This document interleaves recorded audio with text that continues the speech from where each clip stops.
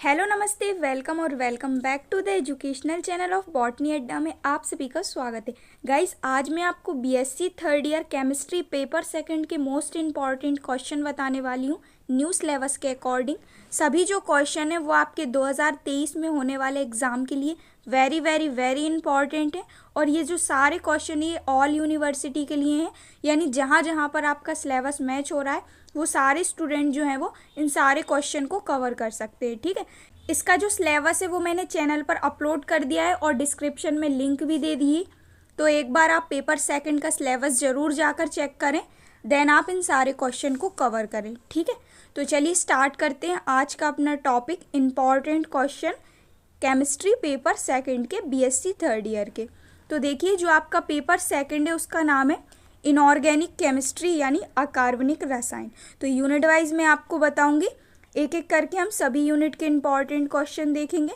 आपकी जो first unit है उसका नाम है हार्ड सॉफ्ट एसिड बेस यानी HSAB और इसी के अंतर्गत दिया गया है सिलिकॉन्स एंड फॉस्फोजीन्स। ठीक है, तो ये जो दो मेन टॉपिक है ये दिए गए हैं आपकी यूनिट फर्स्ट के अंतर्गत। तो इसी से रिलेटेड हम इम्पॉर्टेंट क्वेश्चन देखेंगे। तो देखिए सबसे पहला जो आपका मोस्ट इम्पॉर्टेंट क्वेश्चन है जो कि है कठोर तथा मृदु अम्ल क्षार धारणा यानी HSAB थ्योरी। ये जो थ्योरी है गाइज आपकी प्रीवियस ईयर ही पूछी गई थी। सारे ही जो क्वेश्चन है वो आपके रिपीट होते हैं, इसीलिए मैंने आपको मोस्ट इम्पॉर्टेंट क्वेश्चन कहा है। तो आप एक भी क्वेश्चन को बिल्कुल मत छोड़िएगा, थोड़ा ध्यान रखिएगा। सारे ही जो क्वेश्चन है वो वेरी इंपॉर्टेंट है। ठीक है, और सारे ही क्वेश्चन जो है वो अधिकतर प्रीवियस ईयर पूछे गए हैं। तो आपका जो फर्स्ट क्वेश्चन है HSAB जो थ्योरी है वो आपकी प्रीवियस ईयर आई थी, तो इसको आपको कवर करना है और साथ ही साथ इसकी जो उपयोगिताएं हैं वो भी आपको याद करनी है। ठीक है, इसके बाद देखिए पियर्सन सिद्धांत यानी पियर्सन थ्योरी, ये भी मोस्ट इम्पॉर्टेंट है। ये क्या है और इसकी भी उपयोगिताएं आपको याद करनी है। ठीक है, इसके बाद थर्ड क्वेश्चन दिया गया है अम्ल एवं क्षार की लुईस धारणा को उदाहरण सहित समझाइए। ये 3 नंबर के लिए आता है और हर बार रिपीट होता है गाइज, तो इसे भी थोड़ा ध्यान रखिएगा और इसकी जो सीमाएं हैं उन्हें अच्छे से कर लीजिएगा। देन इसके बाद दिया गया है सहजीविता यानी सिम्बायोसिस। सिम्बायोसिस से आप क्या समझते हैं, उदाहरण देकर समझाइए। सिम्बायोसिस में क्या करेंगे गाइज, आप इसकी डेफिनेशन कर लेंगे। ठीक है, और इसका मेनली 2 एग्जाम्पल आप याद कर लेंगे। इसके बाद नेक्स्ट देखिए सिलिकॉन्स क्या हैं, इनको किस प्रकार वर्गीकृत किया गया है। वेरी इंपॉर्टेंट क्वेश्चन है ये आपका सिलिकॉन्स एंड फॉस्फोजीन्स के अंतर्गत। तो सिलिकॉन्स क्या है और इसको बनाने की जो मैकेनिज्म है वो भी आपको कवर करना है। दूसरे टाइप से क्वेश्चन पूछा जाता है कि सिलिकॉन्स का सामान्य सूत्र लिखिए, इसके मुख्य गुण और उपयोगों का वर्णन कीजिए। ठीक है, और इनकी जो बनाने की मेथड ऑफ प्रिपरेशन है वो भी आपको कवर करना है, कम से कम 2 से 3। ठीक है, तो सिलिकॉन से रिलेटेड कोई भी क्वेश्चन आएगा तो आपसे बन जाएगा, इतना कर लीजिएगा आप। डेफिनेशन, इसका क्लासिफिकेशन, इसका सूत्र, इसका गुण, इसका उपयोग और इसका मेथड ऑफ प्रिपरेशन। ठीक है, इसके बाद नेक्स्ट दिया गया है अकार्बनिक बहुलक से आप क्या समझते हैं, उदाहरण सहित समझाइए। ये भी आपका वेरी इंपॉर्टेंट क्वेश्चन है।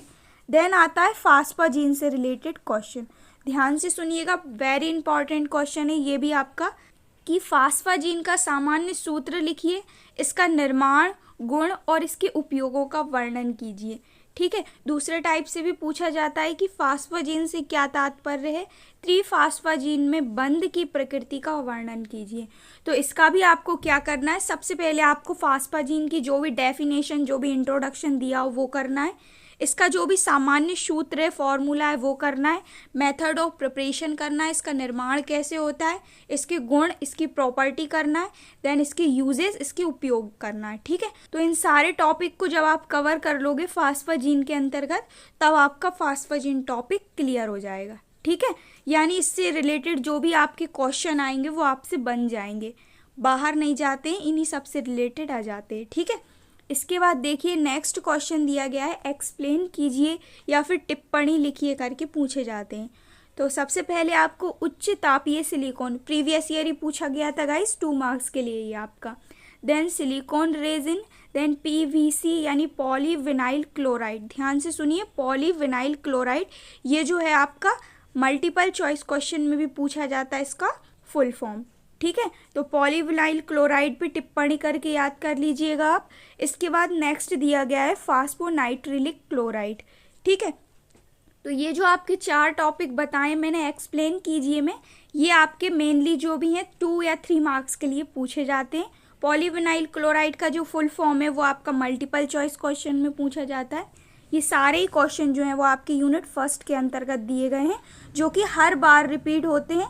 3 से 4 साल में ये आपके रिपीट होते आए हैं, और इसका जो सिलेबस है उसमें काफ़ी ज़्यादा अंतर नहीं आया है इस बार। जो भी हाईलाइट करके दिए हुए होंगे वो मैं आपको बता दूंगी कि इसको आपको अच्छे से करना है। ठीक है, तो अभी के लिए आप इन सारे क्वेश्चन को अच्छे से कवर कीजिएगा, आपका पेपर जो है वो आपका इन्हीं में से फंस जाएगा। ठीक है, इसके बाद देखिए यूनिट सेकंड के अंतर्गत दिया गया है metal ligand bonding in transition metal complexes. इसके बाद दिया गया है thermodynamic and kinetic aspect metal complexes. तो ये दोनों टॉपिक दिए गए हैं आपके यूनिट सेकंड के अंतर्गत। आइए अब हम देखते हैं इनके इम्पॉर्टेंट क्वेश्चन। सबसे पहला इम्पॉर्टेंट क्वेश्चन दिया गया है क्रिस्टल क्षेत्र सिद्धांत क्या है, यह संयोजकता बंध सिद्धांत से किस प्रकार भिन्न है। ये आपका प्रीवियस ईयर ही आया था 2022 में, मार्च में जब आपके एग्जाम हुए थे, तो इसे आप ध्यान से करिएगा।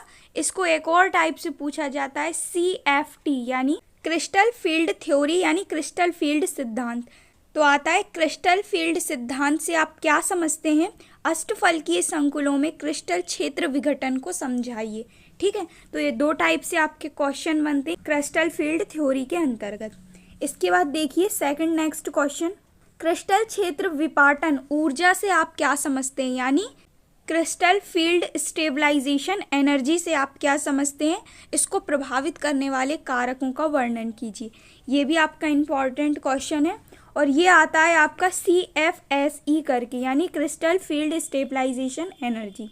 ठीक है, तो ये एक और टाइप से आता है डेल्टा T के पदों में CFSE का मान ज्ञात कीजिए। कैसे ज्ञात करते हैं इनका मान डेल्टा T के पदों में। सबसे पहले आपको D4 प्रबल क्षेत्र चतुष्फलकीय का मान ज्ञात करना है, देन इसके बाद आपको D4 दुर्बल क्षेत्र चतुष्फलकीय का मान ज्ञात करना है। ठीक है, तो ये आपका आता है क्रिस्टल फील्ड स्टेबलाइजेशन थ्योरी के अंतर्गत। 2 टाइप से क्वेश्चन पूछे जाते हैं। सबसे पहले आपकी सिंपली पूछी जाती है CFT थ्योरी, देन इसके बाद आती है आपकी CFSE थ्योरी। ठीक है, नेक्स्ट क्वेश्चन आता है यूनिट सेकंड के अंतर्गत, वेरी इंपॉर्टेंट है, जो कि चतुष्फलकीय संकुलों में डी कक्षक विघटन से या डी कक्षक विपाटन का वर्णन कीजिए।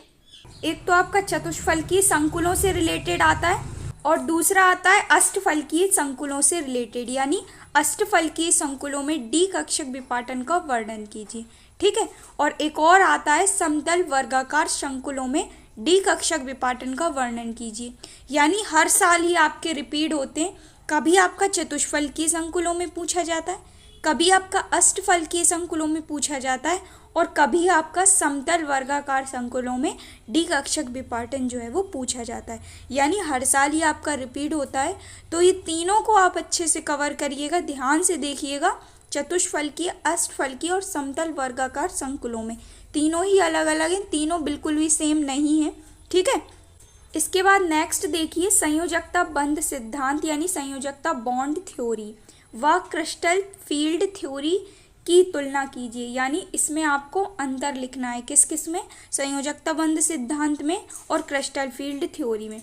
मेनली आपको 5 से 6 पॉइंट जो है वो याद करना है, इतने ही आपके पूछे जाते हैं एग्जाम में। ठीक है, इसके बाद नेक्स्ट क्वेश्चन आता है धातु संकुलों में ऊष्मा गति की अवधारणा को समझाइए और धातु संकुलों में बल गति की अवधारणा को समझाइए। दोनों जो अवधारणा है वेरी वेरी वेरी इंपॉर्टेंट है, 3 मार्क्स के लिए पूछी जाती हैं। देन इसके बाद देखिए नेक्स्ट आता है एक्सप्लेन कीजिए यानी टिप्पणी लिखिए।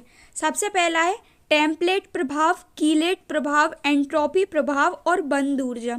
कीलेट प्रभाव और एंट्रोपी प्रभाव को अच्छे से कवर कीजिएगा गाइज, आप 3 मार्क्स के लिए पूछे जाते हैं ये। ठीक है, इसके बाद नेक्स्ट दिया गया है वर्ग समतलीय संकुलों में प्रतिस्थापन क्रियाएं किस प्रकार होती हैं, उदाहरण सहित समझाइए।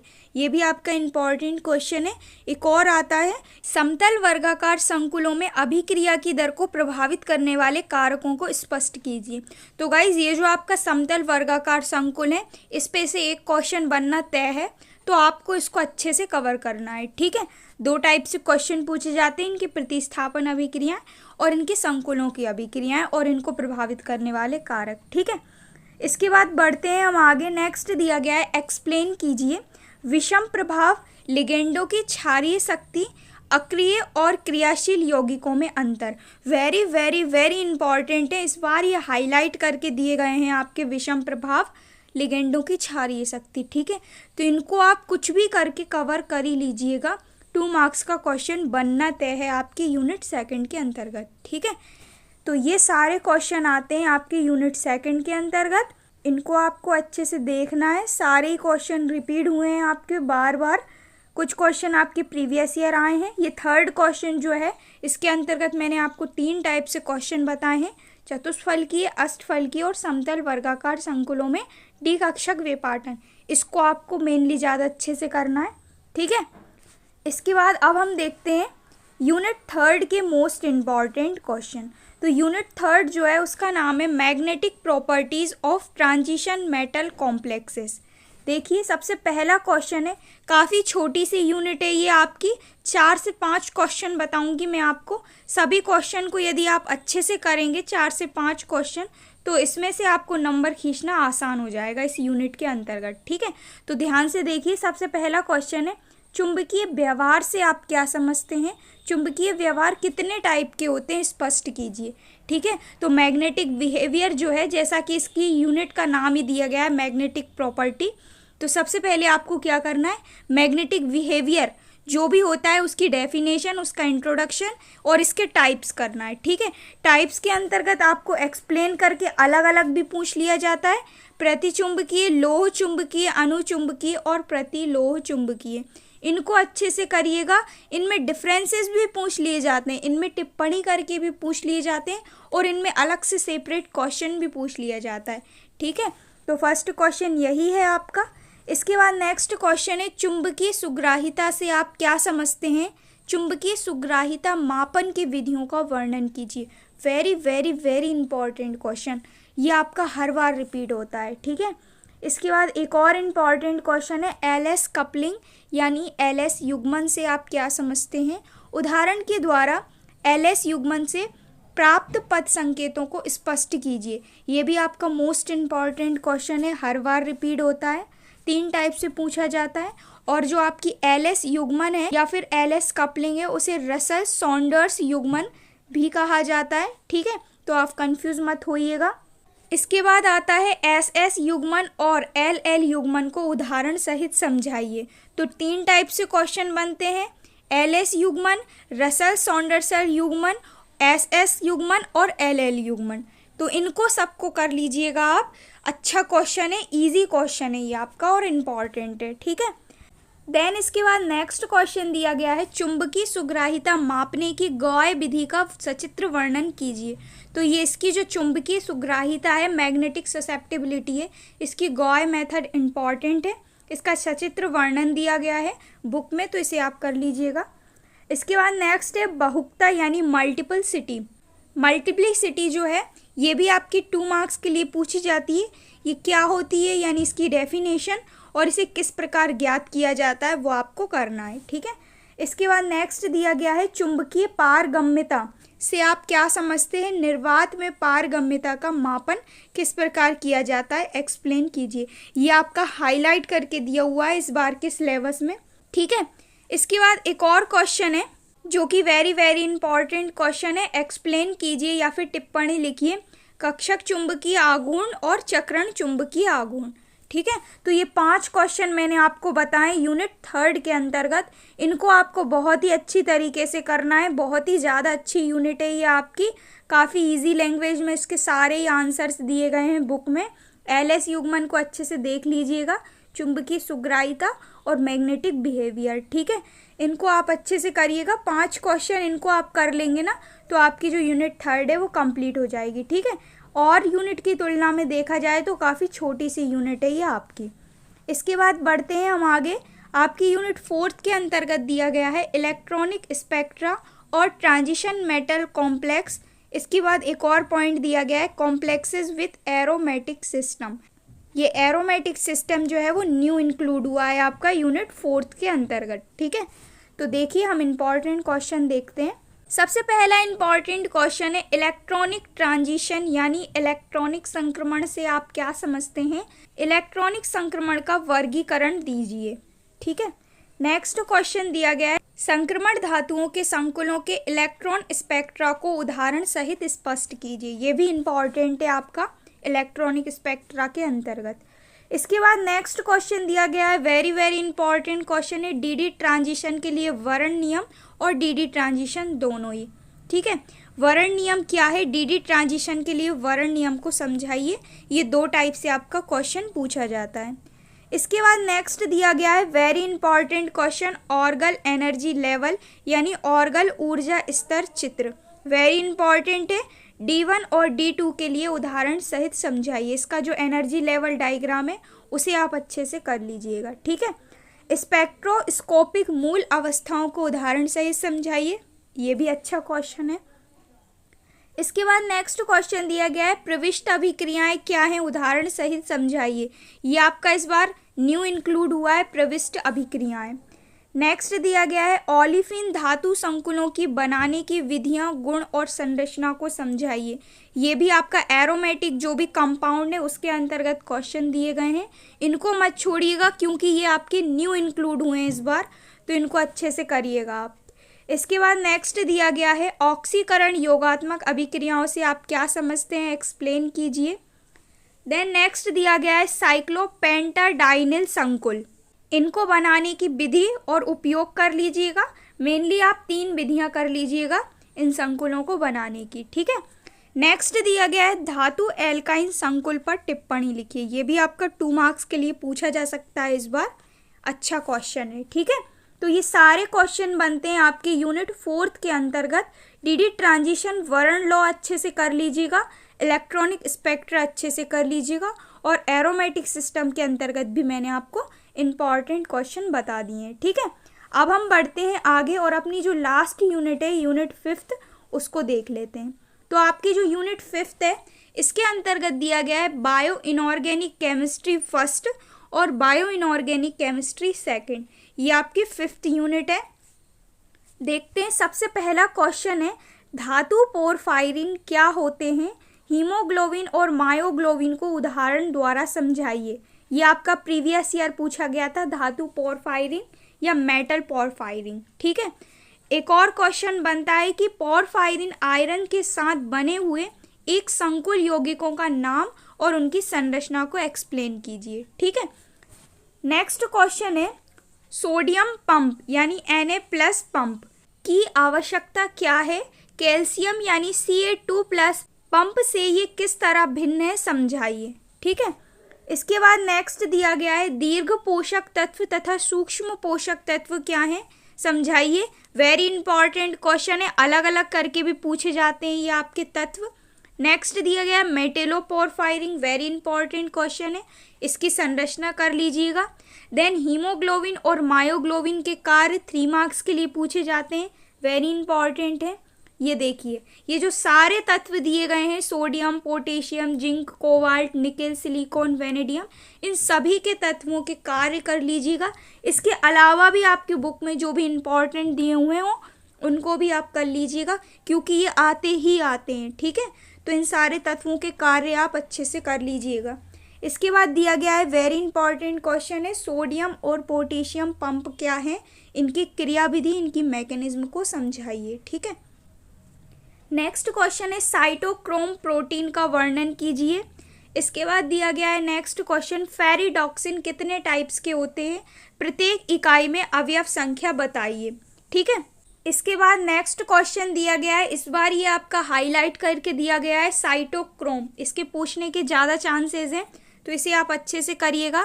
साइटोक्रोम को किस प्रकार वर्गीकृत किया गया है यानी इसका क्लासिफिकेशन और साइटोक्रोम की क्रियाविधि। ठीक है, तो इसे आप ध्यान से करिएगा, छोड़िएगा बिल्कुल मत। इस बार ये आपका हाईलाइट करके दिया गया है। ठीक है, इसके बाद नेक्स्ट क्वेश्चन दिया गया है, एक्सप्लेन कीजिए, जो कि आपका लास्ट क्वेश्चन है, हीमेरॉयथ्रिन और हीमोसाइनिन। ये आपका प्रीवियस ईयर पूछा गया था, वेरी इंपॉर्टेंट क्वेश्चन, ये आपका 2 मार्क्स के लिए पूछा जाता है, ठीक है। तो ये जो सारे ही क्वेश्चन है ये आपके पूछे जाते हैं यूनिट 5th के अंतर्गत, और ये सारे आपके मोस्टली रिवाइज होते हैं ये सारे ही क्वेश्चन। आई होप वीडियो आपको क्लियर हुआ होगा। कोई भी डाउट हो आप मुझे कमेंट कर सकते हैं। इन सारे क्वेश्चन को कवर करिएगा आप, unit 2nd, unit 3rd, unit 4th और यूनिट 5th और यूनिट 1st। सभी के क्वेश्चन मैंने आपको बता दिए हैं। ये आपका पेपर 2nd है। पेपर 3rd का मैं आपको नेक्स्ट वीडियो प्रोवाइड करूँगी, उसमें मैं आपको पेपर 3rd के भी इंपॉर्टेंट क्वेश्चन बताऊंगी। पेपर 1st और पेपर 2nd हमारा कवर हो ही गया है, इंपॉर्टेंट क्वेश्चन मैंने आपको दे ही दिए हैं। आशा करती हूँ आपको सारा टॉपिक क्लियर हुआ होगा, इंपॉर्टेंट क्वेश्चन क्लियर हुए होंगे।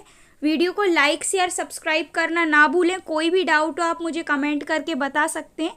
So thank you so much for watching, keep on learning. मिलते हैं नेक्स्ट वीडियो में न्यू टॉपिक के साथ।